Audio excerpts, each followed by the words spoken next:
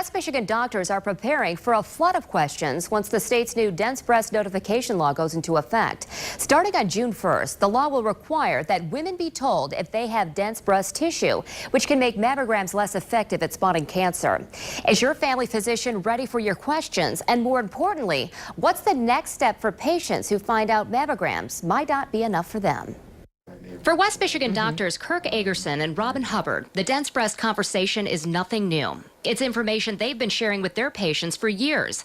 But come June 1st, law will require providers to contact patients in writing when mammograms reveal dense breasts. The biggest problem is going to be trying to allay people's fears that just because they have dense breasts that they don't immediately have cancer. Dr. Agerson will tell you anything that increases people's awareness of health risks is a good thing. But experience has also shown him that armed with medical information, some may jump to conclusions and maybe even think the worst. That's my fear, is that it's going to create this demand that is really totally inappropriate to get an MRI in anybody with dense breasts. Because the answer and the next step can be as varied as the individual.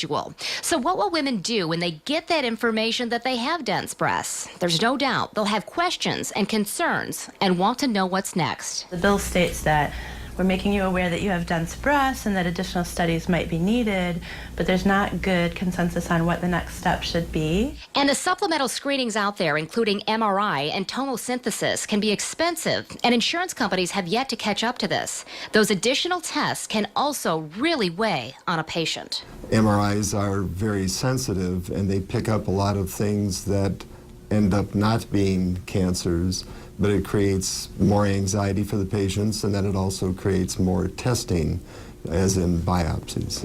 I think the biggest factor is we need to be aware as women that we all have a risk of breast cancer. It's one of the most common cancers that can affect us. And so we should do our regular screening, we should do our breast checks, we should be aware of our risk factors. Best advice, talk to your doctor. That is my best advice, because everybody's different, and so applying a general rule to everybody doesn't ever work. So talk to your doctor.